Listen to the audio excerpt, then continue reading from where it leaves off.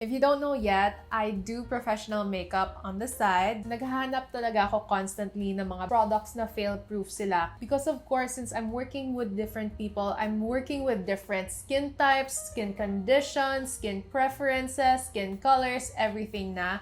So as much as possible, when I put products in my kit, yung deciding factor ko talaga is, will this work on the majority? And I boiled it down to 10. However, in this video, magfo-focus lang muna ako sa mga prepping products. That will be mga skincare products that I use and mga priming products. By the way, if you guys are new here, hi, it's your girl Booya, and I make beauty content here on YouTube, Instagram, wherever. So if you want to stay updated sa mga beauty trends dito sa Philippines, then make sure to hit that subscribe button down below and turn on that bell button so that you are notified whenever your girl has a new video. Without any further ado, let's head on to the first of my top 10. So the first product that I used after mag-cleanse ng face yung client ko is I grab onto a toner. Toner that I use is from Thayers, and this is their Witch Hazel toner. This is in their cucumber variant.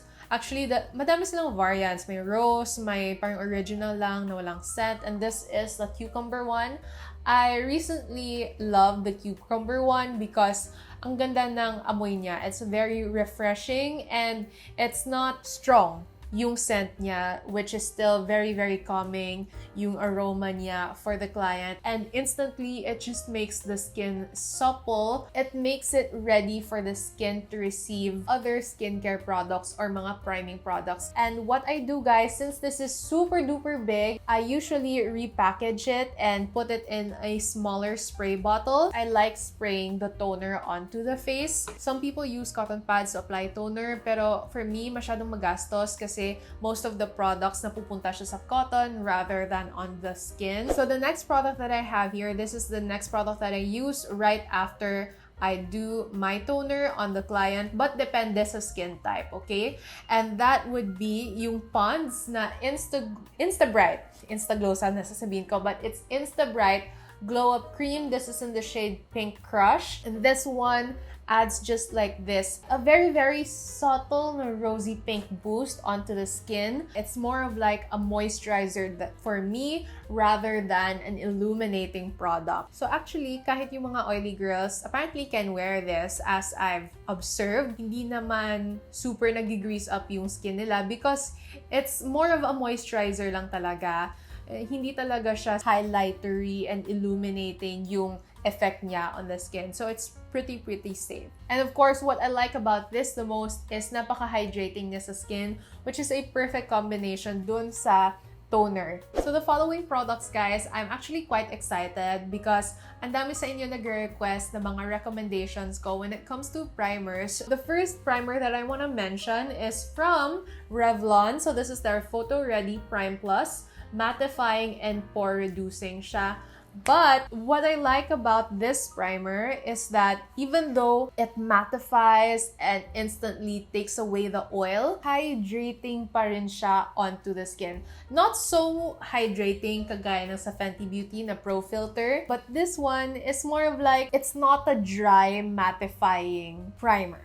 Kasi usually what I've encountered with the pore-filling, mattifying primer is that, yes, it does mattify the skin really well, but it feels a little bit dry when you rub your fingers together and feel the product. This one, it doesn't feel like that at all. It doesn't feel super duper dry. You can absolutely feel the silicone-y and the dimethicone-ness to it. Sorry for the lack of terms, but you can definitely feel it when you rub your fingers together, but it's not dry. I would even dare say na mas dry pa yung Benefit na Pore-Professional Primer kesa dito. And by the way, yung primer na to from Revlon, I use it only dito sa mga T-zone areas, lalo na dito sa nose. And here, I don't really use it dito sa C-zone area. And the products that I use naman sa C-zone areas ay yung mga illuminating products. And I have 2 illuminating products here that I wanna share with you guys and highly recommend. First is from Issy & Co. This is their True Flex Illuminator. and this is in the shade Halo. Or I can recommend din also yung Get Ready With Me na On The Glow Skin Booster. So both of these illuminators work really, really well on the skin. Yung True Flex Illuminator comes in 3 shades lang. But out of those 3 shades, the one that I really like the most is yung shade na Halo. And for the Get Ready With Me naman na illuminator, madami silang shades na available. But yung ka-shade ko doon is yung shade na Cassiopeia. And yung difference ng dalawa is this one, first of all, yung packaging nila. This one looks more presentable for the clients, of course, kasi ang ganda ng packaging. It looks very luxurious and rich. This one naman comes in a tube-type packaging. Mas talaga to, mas presentable siya sa clients. But since this comes in a tube-type packaging, I can just easily squeeze out the illuminator from it, and also mas mako-control ko yung amount of product that I want to use. And for performance, actually medyo tayo sila sa akin. I think I still have to observe more kung alin doon yung mas better yung performance for me. But so far, as for my observation, parang same sila na effect on the skin. Moving on to the last primer that I have here. Yes, it's the last face primer that I have here. It's from Vice Cosmetics. This is their Endlezz G Aqua Grip Soothing Primer. Super duper love. If yung Revlon, I use it on the T-zone area to mattify. And yung mga illuminators naman is what I use on the C-zone areas to add glow. Yung Aqua Grip Primer naman ng Vice Cosmetics, this is what I use on the under eye area.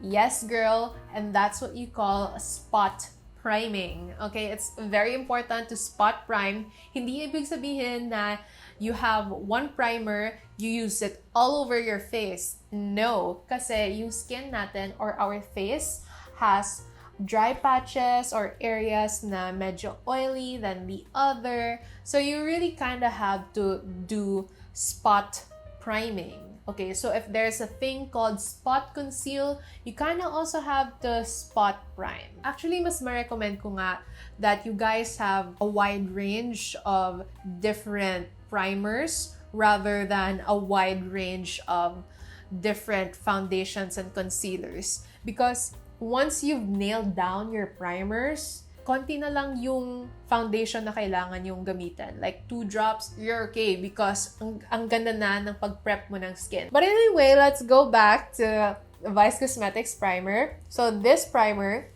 this is what I use on the under eye areas because this primer holds down the concealer and foundation onto the skin and it barely moves na. So what I call this actually is gripping primer because it just anchors down the product and it barely moves, and especially kapag na-set mo na with powder, naka-lock in na dyan yung foundation and concealer, and it kind of solves the creasing issue on the under eyes. And also, aside from the fact that this primer solves the creasing issue, it solves the crustiness issue on the under eye areas. 2 things that I've noticed sa under eye areas is that it either creases or it's very flaky and dry. So with this one, because hindi siya yung mattifying kind of primer, what it does on dry naman na under eyes is it eliminates that problem. So after no magsettle yung primer ko onto the client's skin for a few seconds,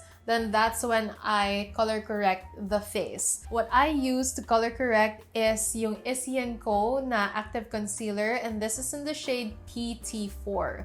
So this concealer is peachy in tone siya. Yung purpose talaga nito is to balance out any discoloration on the face, especially on the under eye area and on the upper lip area.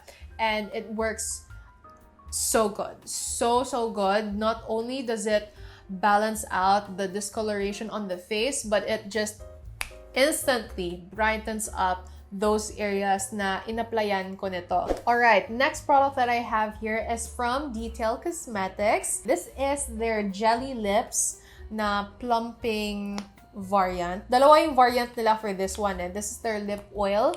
And I like to use this on my clients, especially if my girl has dry lips. So, kailangan ko talaga siyang i-prep with a lip oil. I actually received a lot of compliments regarding this lip oil. They like how it's so soothing on the lips. Minsan nagugulat yung iba because of its plumping feel. And also, yung mga clients ko, they ask me for links regarding this lip oil because they just like it. Ang ganda ng feeling niya on the lips, and it does really prep up and hydrate the lips. The next product is from my mother, Riri. So this is from Fenty Beauty. This is their Pro Filter Amplifying Eye Primer in Visipink. Super duper highly recommend this eye primer. Sa mga tao na may sweaty or oily lids, girl, this is for you because it will really block out the sweat and oil that comes out from your lids, and it will protect your eyeshadow from all of it and will make your eyeshadow last longer. And the reason why I really like it the most as a makeup artist is yung primer na to, or eye primer na to, is translucent and it works on any clients, on any complexion. Actually, if you use like an affordable eyeshadow na hindi masyadong maganda yung color payoff, parang napapaganda ng eye primer na to. So whether your eyeshadow is a bit low performing or maganda yung performance niya, either way, this primer will amplify the performance of that eyeshadow and at the same time block the sweat and oil. So it's really, really handy, guys.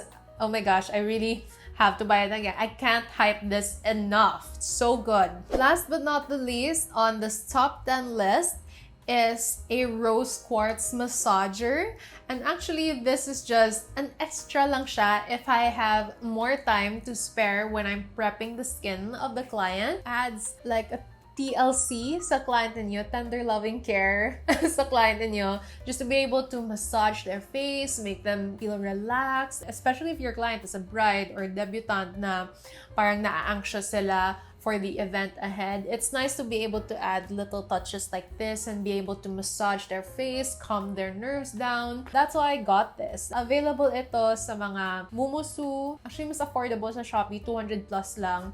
Yung sa Mumusu kasi 400 plus. So that's it, you guys. If you like this video, okay, sa mga nag-request dyan ng mga primer video, skincare, prep, whatever video, and finally, I was able to do it. And I have more products in my professional kit that I wanna share with you guys. So if you're interested to know kung ano pa yung mga recommendations ko na beauty products that I use as a makeup artist and that's in my professional kit, then make sure to hit that subscribe button down below and turn on that bell button so you're notified whenever your girl has a new video.